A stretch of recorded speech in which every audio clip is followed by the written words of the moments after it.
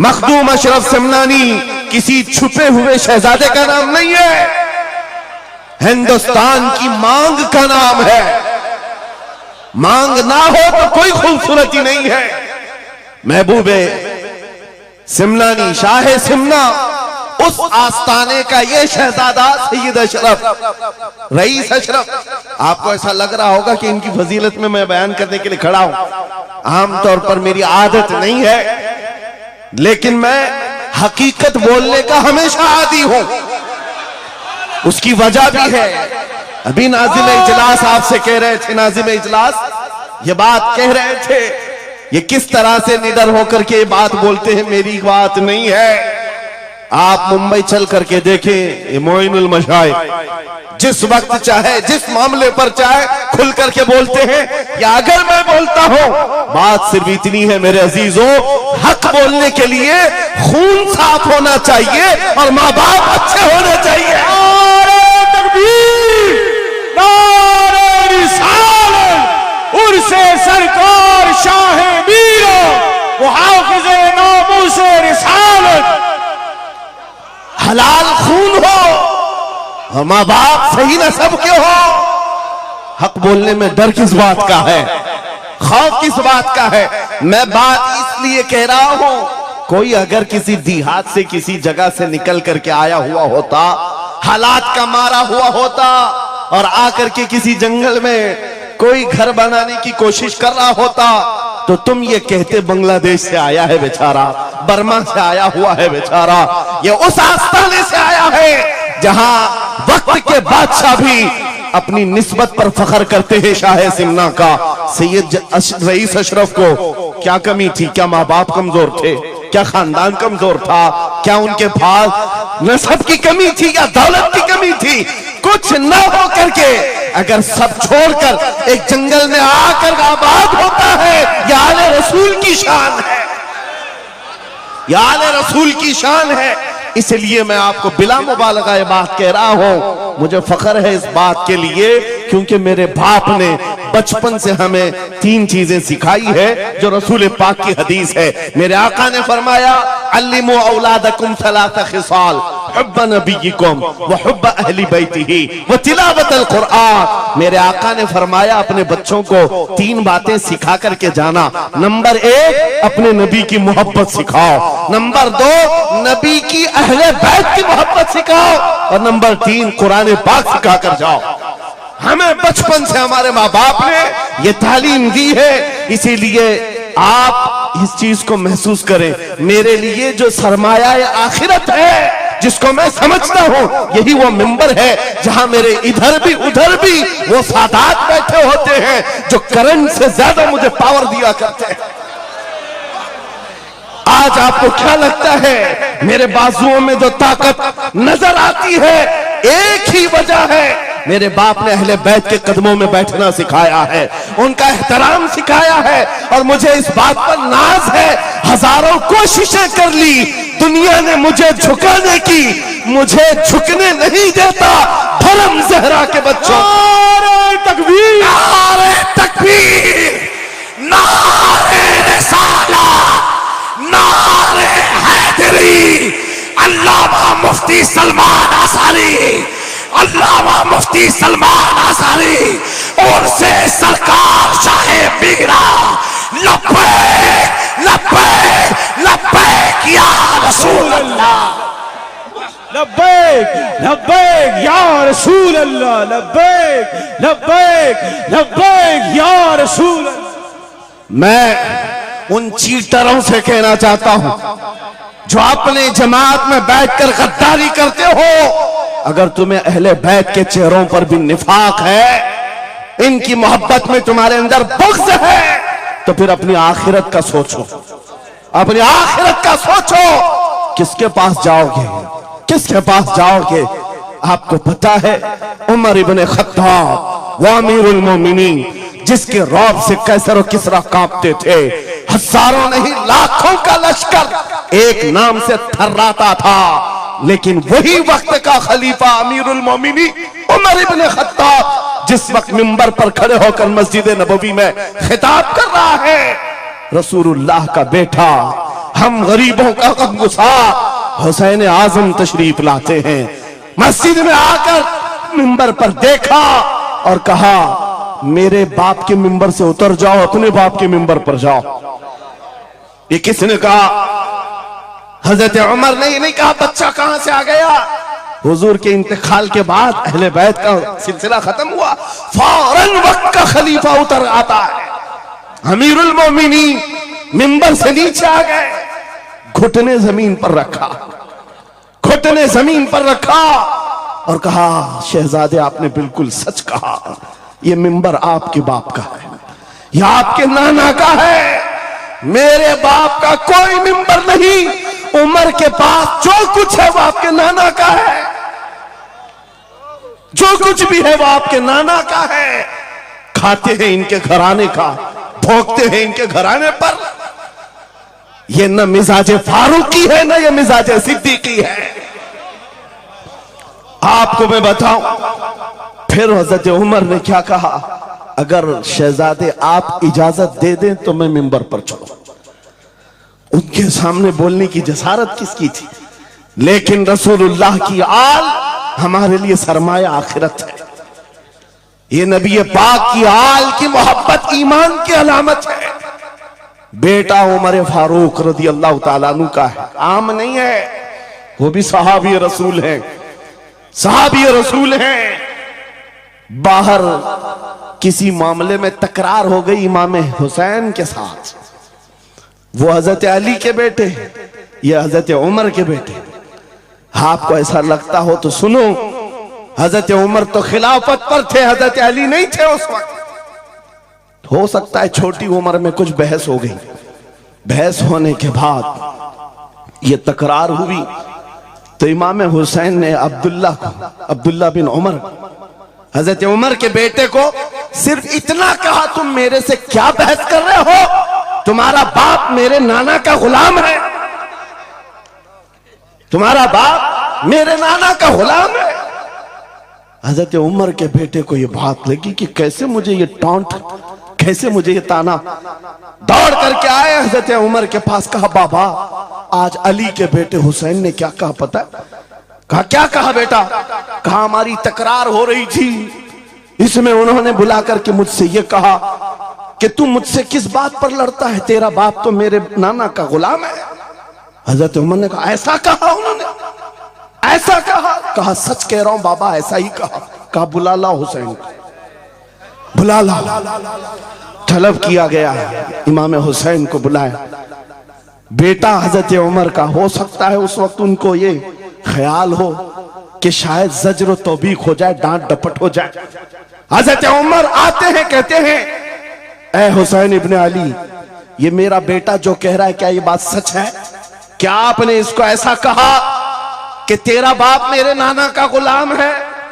इमाम हुसैन ने कहा हां सच बोलता हूं। हाँ मैंने कहा। कहा कह के बताओ कैसे कहा, कह के बताओ कैसे कहा? कहा मैंने इनसे कहा तेरा बाप मेरे नाना का गुलाम। हजरत उमर ने कहा और एक बार कहो। फिर कहा और एक बार कहो। उसके बाद उमर इब्ने खत्ताब की आंखों से आंसू निकले। कहा अपने बेटे को क्या बेहतरीन तकरार करके आया है, ये हुसैन यहां गवाही दे रहे हैं, कल क़यामत के दिन ये इतना कह दे मेरी जिंदगी वसूल है।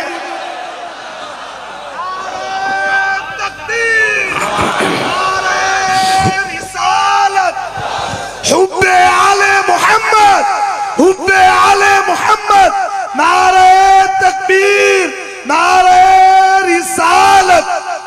सच बता रहा हूं, डॉक्टर साहब यहां आकर के अभी जो लंगर की कैफियत बता रहे थे, और उनके पढ़ने से पहले मैं भी लंगर खा के आया।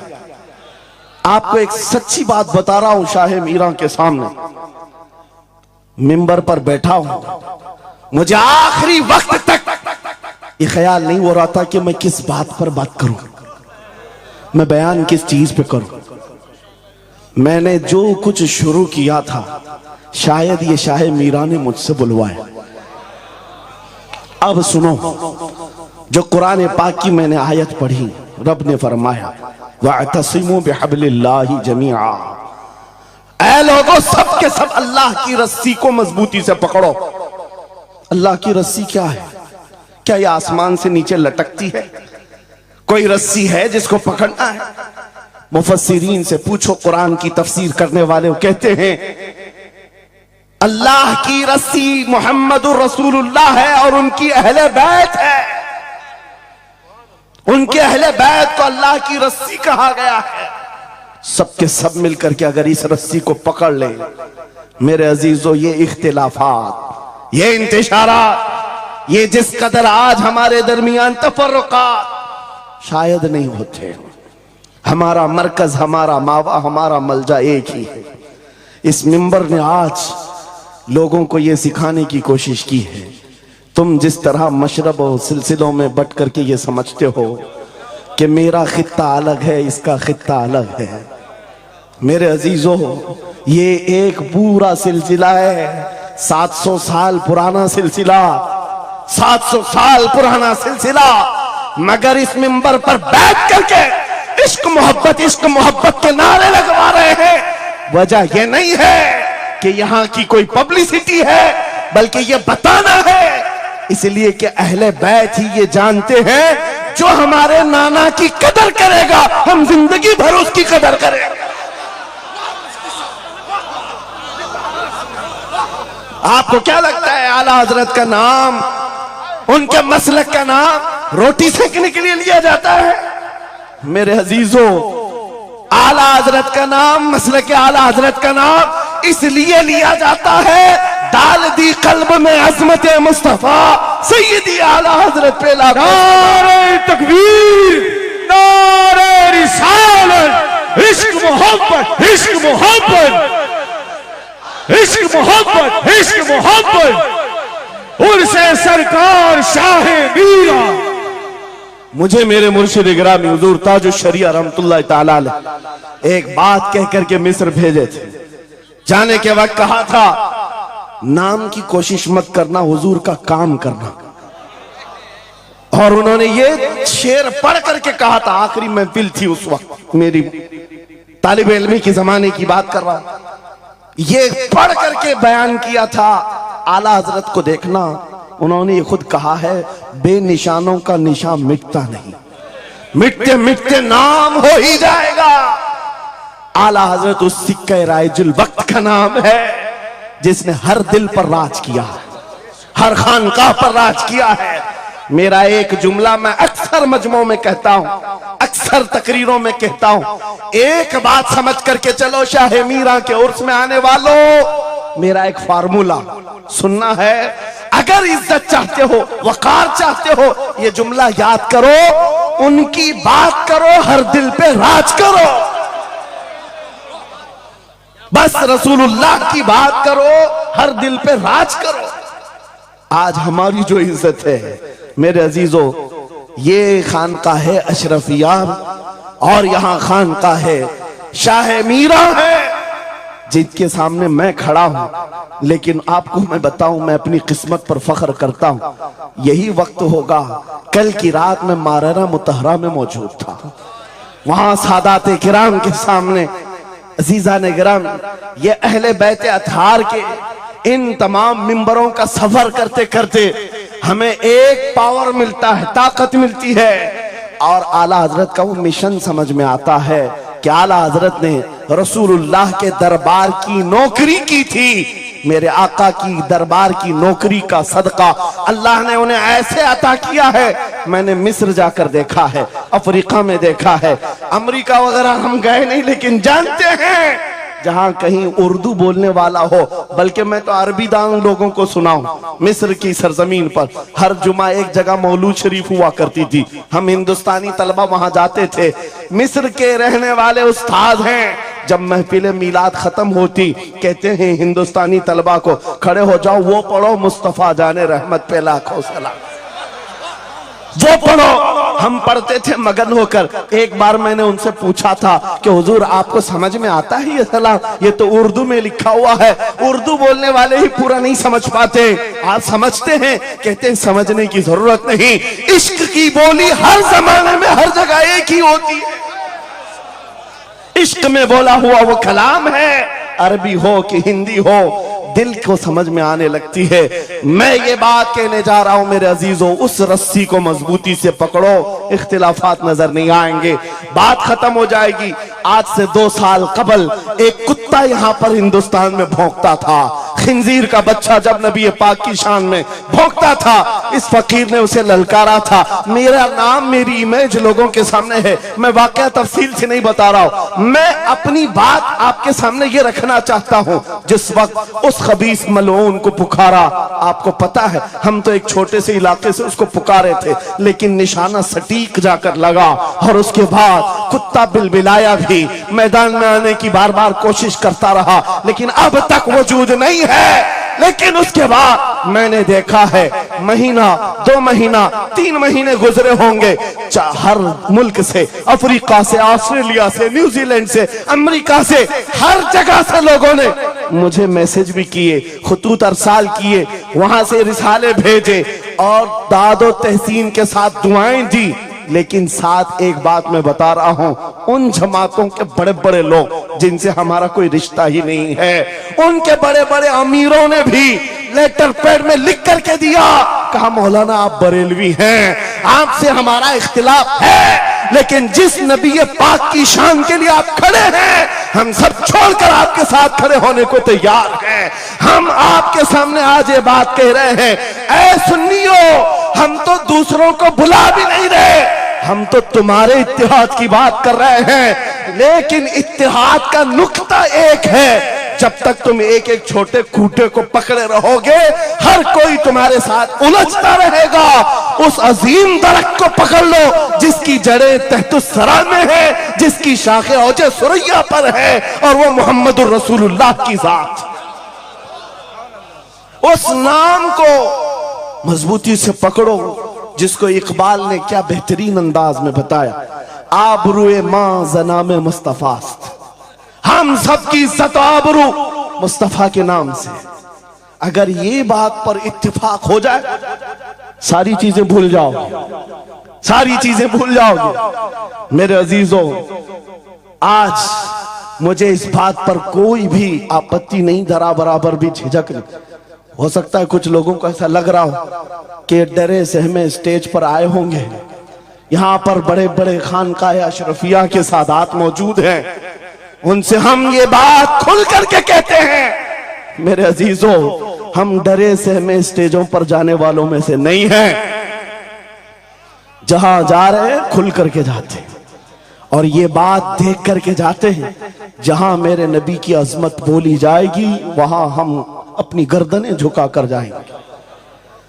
यहां पर मिशन आला हजरत को तरवीज दिया जा रहा है। आला हजरत का वही तो मिशन था। क्या मिशन था आला हजरत का, जो आपने अपनी जिंदगी भर दिया है? अपने दिल का है उन्हीं से आराम, सौंप है उन्हीं को सबका, लौ लगी है कि उस दर के गुलाम चारे दर्द रजा करते हैं। आला हजरत फाजिल बरेलवी का वो मिशन यहां से दिया जा रहा है। मैं यहां से एक मजबूत मैसेज देना चाहता हूं, हमारे सारे सिलसिले ये हमारी अजमत के लिए, हमारी जीनत के लिए, लेकिन सारे सिलसिलों की इंतहा मदीना तैयबा है। सारे सिलसिलों की इंतहा मदीना तैयबा है। तुम्हारा पीर जितना भी बड़ा हो, देखने में बहुत बड़ा भी दिखता हो, लंबा चौड़ा जुब्बा पहनता हो, बड़ा अमामा भी पहनता हो, सब कुछ हो, लेकिन अगर नबी का वफादार नहीं तो वो कुत्ते से जलील है। पीर नहीं है, कुत्ते से जलील है। और अगर तुम्हारा पीर पैबंद लगे, कपड़े उलझे भाल में है, लेकिन उसके सामने बैठो तो नबी की याद आने लगे, यह सिलसिला हक्का की अलामत है। हुजूर पाक सल्लल्लाहु तआला अलैहि वसल्लम हमारा महवर है, मेयार है। तुम जहां कहीं जाकर के आओ, घूम करके आओ, इस बात पर तुम्हें आज जमा होना चाहिए। इस बात पर जमा होना चाहिए, हुजूर पाक सल्लल्लाहु अलैहि वसल्लम की अजमत बोलो, हर दिल पर राज करो। आज सदियां बीत गई, एक कलाम सबको याद है। अभी मैं आपको बताऊं, 2 साल पहले किस कुत्ते ने क्या भौंका हुजूर की शान में, लोग भूल गए। हो सकता है, और भूलना भी चाहिए, याद रखने की चीज ही नहीं। आपको तो थोड़ा बहुत याद होगा, दिल्ली से भौंकता था, कोई लखनऊ से भौंकता था, नबी की शान में गुस्ताखी करता था। ये तो तुम्हारे जमाने की बात कह रहा हूं, 2 साल में भूल गए। लेकिन 1400 साल पहले आशिक रसूल ने कहा था, वह अहसनु मिन कलम तरक़त आइनी व अजमलु मिन कलम तलिदिन निसाउ खुलिक़त मुबर्रअन मिन कुल्लि आइबिन कअन्नका कद खुलिक़त कमा तशाउ। हसन बिन साबित रसूलुल्लाह के सहाबी हैं, हुजूर को देखकर कहा था, आपसे ज्यादा हसीन मेरी आंखों ने देखा नहीं, आपसे ज्यादा खूबसूरत किसी माँ ने जना नहीं। ये कलाम आज भी गूंजता है, हर एक को पता है। पता ये चला, नबी की अजमत बोलने वाला हमेशा जिंदा रहता है और भौंकने वाला मौसम के कीड़ों की तरह गायब होता है, खत्म हो जाता है। इसलिए कौन सी जिंदगी चाहिए, देख लो आपके सामने मिसालें हैं, इसलिए मैं जिक्र करता हूं, वरना मैं अपने ये मुकद्दस स्टेज गलीज लोगों के जिक्र से नापाक भी नहीं करना चाहता, किसी के नाम लेकर के, वरना डर की बात नहीं, डर से नहीं। आपको पता है, एक राफजी कुत्ता दीन बदल कर निकला था लखनऊ से, धर्म परिवर्तन और मीडिया की सुर्खियां बटोरने के लिए हॉट कुर्सी पर जाकर बैठकर, ये सब प्रोपेगेंडा है। उनको ये लगता था कि खलबली मच जाएगी 30 करोड़ मुसलमानों। अरे बड़ा आदमी दीन छोड़कर चला गया, मुसलमानों से हट करके दूसरे धर्म में चला गया, नाम भी बदल लिया, धर्म भी बदल लिया, सब छूट गया और गया। 6 महीने तक धोतियों के नीचे उनका फुजला चाटता रहा और उसके बाद पता चला कि पुजारियों ने किक मारकर निकाल दिया, खत्म हो गया। 6 महीने के बाद आकर एक गुफे में बैठकर वीडियो बनाने लगा, मुख्यमंत्री जी, प्रधानमंत्री जी, मेरे जान को बचा लो। 6 महीने में ही तुम्हारा यह हशर हो गया। धोबी का कुत्ता, ना घर का ना घाट का। 100 साल पहले आला हजरत ने फरमाया था, या रसूल अल्लाह, जो तेरे दर से यार फिरते हैं, दर बदर यूं ही खार फिरते हैं। नारे तकबीर, नारे रिसालत, अज़मते मुस्तफा, लब्बैक लब्बैक लब्बैक या रसूल अल्लाह, लब्बैक लब्बैक लब्बैक या रसूल अल्लाह। बस ये दौलत तुम्हारे अंदर आ जाए, जब मिंबरों के करीब हो जाओ, जब कभी मसाजिद या खानकाहों के करीब हो जाओ, औलिया कामिलीन का अदब अपनी जगह पर, वो असल नहीं है, असल वो रसूलुल्लाह की जात। मौलाना रोम फरमाते हैं, मौलाना जलालुद्दीन रूमी औलिया के बारे में कहते हैं कि कुछ लोग ये समझ बैठते हैं कि औलिया हमारे पीराने इज़ाम, मेरे अजीजों, ये जरिया है नबी तक पहुंचाने का, और अगर कोई पीर तुमको रसूलुल्लाह तक नहीं पहुंचा रहा है तो फिर वो 2 नंबर वाला है, वो हुजूर की अजमत नहीं बताता, हुजूर तक नहीं ले जाता, वो 2 नंबर का है, झूठा है। मौलाना रोम फरमाते हैं, शीशे पर कभी दिन के वक्त सूरज की रोशनी पड़ती है और शीशे को तुम जिधर घुमाओ सामने भी रोशनी पड़ती। बचपन में हम करते थे, छोटा सा शीशा लेते, सूरज को दिखाते और उस पर रोशनी आती है, जिधर भी करो इधर उधर रोशनी जाती रहती है। मौलाना जलालुद्दीन फरमाते हैं, वो जो जमीन पर इधर उधर रोशनी घूम रही है, वो शीशे की रोशनी नहीं है, धोखा मत खाना, ये सूरज की रोशनी है। सूरज की रोशनी शीशे पर पड़ी और ये शीशा जिधर घूमा उधर रोशनी। इसलिए याद रखना, पूरी जमीन पर जितने औलिया कामिलीन हैं, ये शीशे के मानंद हैं, इनके दिलों पर जो रोशनी पड़ती है वो मदीने तैयबा गुंबद खजरा से आती है, और ये फिर जिस तरफ जाते हैं उस तरफ रोशनियां होती हैं। लेकिन साथ में तुम्हें ये याद रखना, कि ये रोशनियां असल नहीं, इनके कल्ब पर जो रोशनी पड़ रही है वो गुंबद खजरा से आ रही है। बस वो असल चीज को मजबूती से पकड़ो। कुरान यही कहता है, वातसिमू बिहब्लिल्लाहि जमीआ, अल्लाह की रस्सी को मजबूती से पकड़ लो। आबरूए माजना में मुस्तफास, उनके जो हम गुलाम थे, खल्क के पेशवा रहे, उनसे फिरे जहां फिरा फिराई कमी वखार में। सबब कुछ और है जिसे तू खुद समझता है, जवाल बंदे मोमिन का बेजरी से नहीं। इकबाल ने कितने अच्छे अंदाज में ये मैसेज दिया था। आपको एक बात मैं बताऊं, पेट में दर्द हो रहा है और आपको पता है किसी को भी, अल्लाह ना करे, कैंसर है, लेकिन फिर भी वो छुपाते हुए ये कह रहा नहीं गैस हुआ है, हाँ एसिडिटी हुई है, चूरन खाए घूम रहा है। अरे बड़ी बीमारी है, तुझे पता है अगर तो खुल करके इलाज कर ले। इकबाल कहते सबब कुछ और है जिसे तू खुद समझता। तुमको मालूम है हमारे जवाल का सबब क्या है, तुमको सबको मालूम है, बोलते क्यों नहीं? फिर रोते हो सियासत नहीं है, क़ियादत नहीं है, जमात नहीं है, एजुकेशन नहीं है, ये सब तो गाते रहते हो, ये सब चीजें नहीं है। असल सबब कुछ और है जिसे तू खुद समझता है। बहुत बारीक बात पर इकबाल ने निशाना रखा। जवाल बंदे मोमिन का बेजरी से नहीं। फिर इकबाल से ही हमने पूछा, फिर वो है क्या सबब, क्या है वो सबब? इकबाल ने कहा, उनके जो हम गुलाम थे, खल्क के पेशवा रहे। वाह, यही है जिससे तू दूर हुआ और फिर आज जलील हुआ। सबब कुछ और है जिसे तू खुद समझता है। आ जाओ नौजवानों, उस सबब को हम हल करते हैं। 10 साल के करीब यूरोप की गलियां छान मारते हुए इकबाल वापस अपने वतन आया। वहां के यूरोपियन को देखा, उनके साइंस, उनके रियाजी, उनके फिजिक्स, उनके ज्योग्राफी, सब चीजों को देखा और कहता है मैं तो ढूंढ रहा था मेरी कौम की इज्जत कहां है, मेरी कौम की बुलंदी कहां है।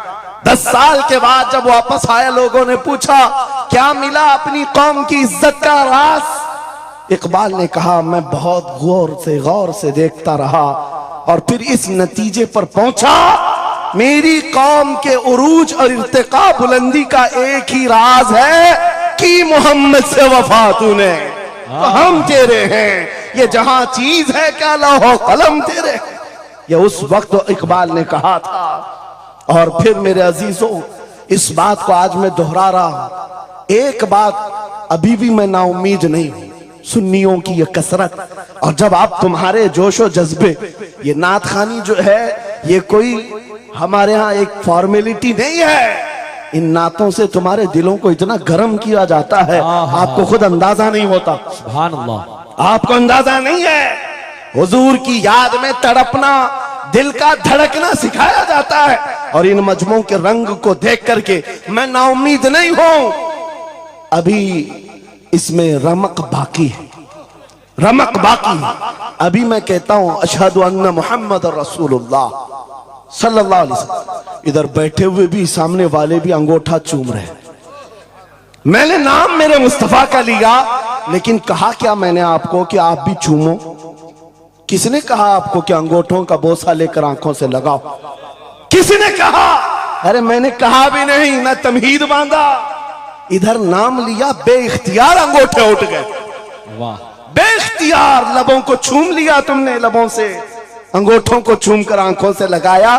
यह इस बात की अलामत है गुनहगार हो गए, गद्दार नहीं है। नारे तकबीर, नारे रिसालत, नारे हैदरी, उर्से सरकार शाहे मीरा, मुहाफिजे से रिसालत। मरे हुए लोगों से क्या खिताब किया जाए? जिंदगी बाकी है, इसीलिए तो घूम घूम कर आपसे खिताब कर रहे हैं। और इस उम्मीद के साथ कि इकबाल ने यह भी कहा था कि निकल कर सहरा से जिसने उलट दिया था तख्ते रोमा को, सुना है कुदसियों से मैंने कि वो शेर फिर होशियार होगा। इकबाल की बात सुनो, कह रहा है पहले जमाने में सहरा से निकले थे सहाबा, पैरों में चप्पल नहीं थे, पैबंद लगे कपड़े, तलवारें टूटी हुई, लेकिन जब निकले थे तो रोमन एम्पायर को भी धूल चटा दिया था, पर्शियन एम्पायर को भी परख से उड़ा दिए थे, दो सुपर पावर ताकतों को नाकों तले छने छबवा दिए। ये तारीख में मौजूद है, मिटाने से नहीं मिटेगा। इकबाल ये कहता है ये जो हालात हुए थे ये देखकर मुझे अंदाजा है वो दिन आएगा मोहम्मद अरबी का शेर फिर होशियार होगा। हम वो होशियार करना चाहते हैं। ये नहीं कि मैं कहता कि हम हैं, ये हैं, वो हैं। खुदा किसी भी दिन, किसी भी जमात में, किसी भी इलाके में एक दिन सलाहुद्दीन को जरूर पैदा करेगा और फिर वो आएगा, इनकलाब लाएगा। हम ना उम्मीद नहीं है खुदा की रहमत से, बार बार आपको जगा रहे हैं। और जब तक ये दौलत मोहब्बत मुस्तफा मौजूद है, मेरा ये यकीन है कि हमें हजारों ताकतें मिलकर के मिटा नहीं सकेंगे, नहीं मिटा सकेंगे। ये दौलत लासवाल तुम्हारे पास मौजूद है।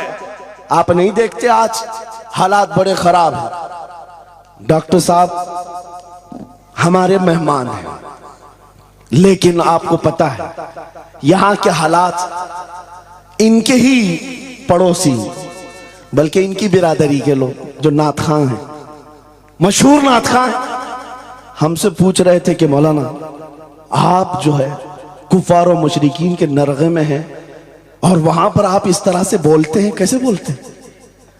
मैंने उस वक्त बगदाद मुकद्दसा में उनसे अर्ज किया था, क्यों दबे जिस पे हिमायत का हो पंजा तेरा, क्यों दबे जिस पे हिमायत का हो पंजा तेरा, शेर को खतरे में लाता नहीं कुत्ता तेरा।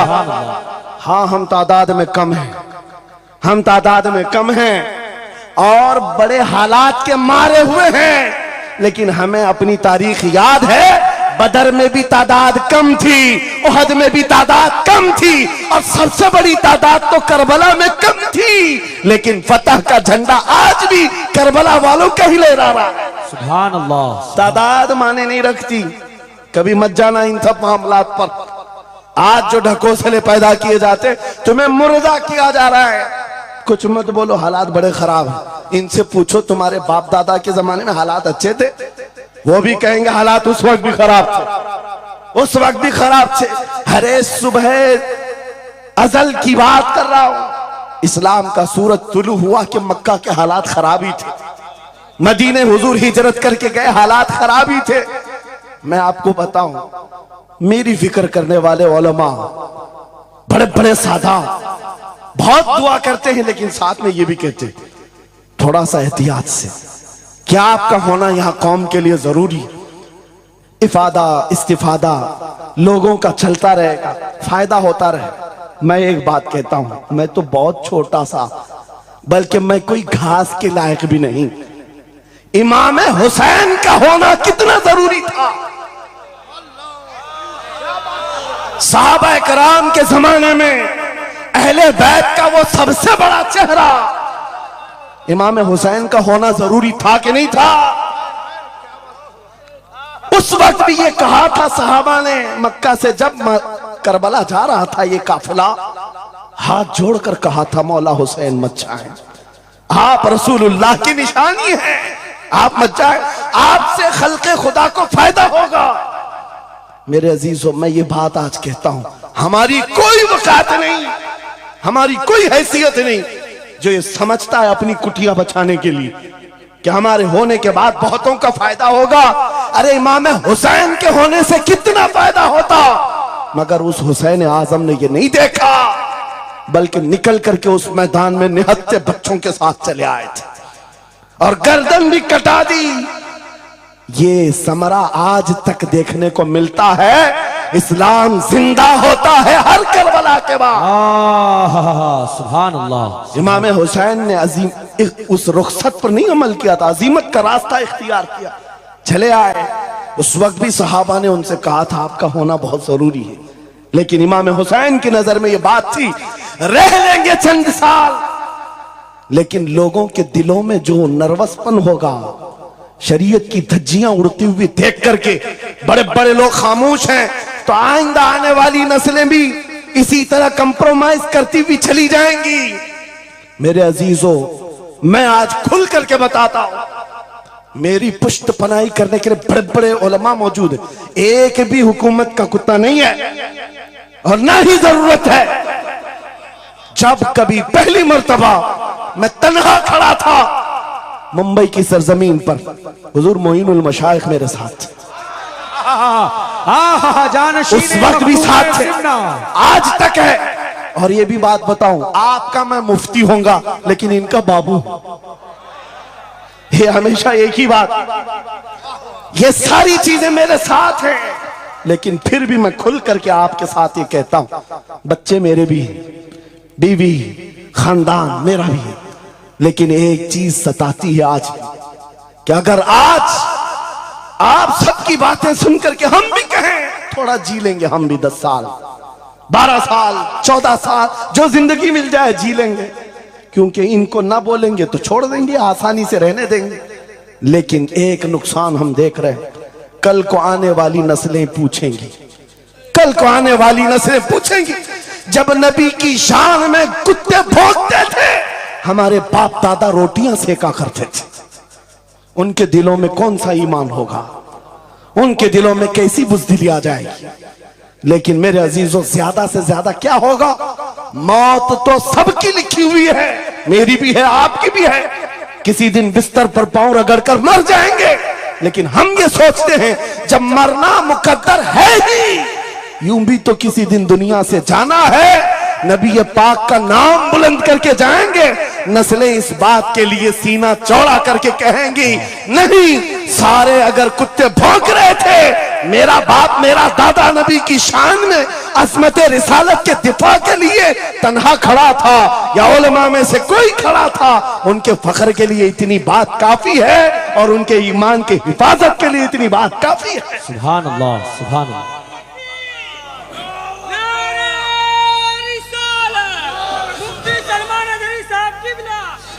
इस अज़मत रिसालत के लिए आपको क्या समझ आता है, बहुत दिन हो गए हमारे आराम के, बहुत दिन हो गए सुकून के, नबी के नाम पर हमने रोटियां बहुत खाई, हुजूर की इज्जत पर क्या क्या नहीं मिला हमको, कौन से दिन तकलीफ आई है, कौन सी दिन तकलीफ आई है। ये अहले बैत को देख रहे हो, आपको पता है वो बाबुल हवाइज इमाम मूसा काजिम, अहले बैत के इस बड़े इमाम की बात कर रहा हूं जो इमाम जाफर सादिक के बेटे हैं, लेकिन 7 साल तक वक्त के जालिम तागूती ताकतों ने जेल में रखा, जहर देकर के खत्म किया है। आपको पता है इमाम मोहम्मद बिन हसन अस्करी, जिनको जहर देकर के खत्म किया गया, अहले बैत था जिन्होंने 20-20 साल जेल काटी है, रसूलुल्लाह के शहजादे थे वो, रसूलुल्लाह की आल थे, आज तो लाखों में है, उस वक्त तो नबी के शहजादे चुनिंदा थे, पूरी दुनिया के वो मरकज थे, लेकिन जेलों में 20-20 साल गुजारे, किसी को 10 साल, किसी को 12 साल, किसी को 20 साल। आपको पता है इमाम मूसा काजिम को जंजीरों से भी मारा गया था, जंजीरों से। आप अपने बाप को मार खाता हुआ देख करके नहीं बर्दाश्त कर पाते, हमारे वो अजीम इमामों की बात कर रहा हूं जिन्होंने मेरे नबी की शरीयत की दिफा के लिए जेलों की जिंदगी, हत्ता के रिवायत ये बताती है मौला इमाम मूसा काजिम का जनाजा भी जेल से निकला। मेरे अजीजों, ये सब क्या बातें सिर्फ बयान करने के लिए रह गई? उलमाए ज़वील एहतराम इस मनसब को हाथ समझेंगे, आज ज्यादा से ज्यादा यही होगा। इसी किछोछा मुकद्दसा के एक बुजुर्ग थे जो मेरे बहुत बड़े आइडियल है, सैयद मुजफ्फर हुसैन कछोछे।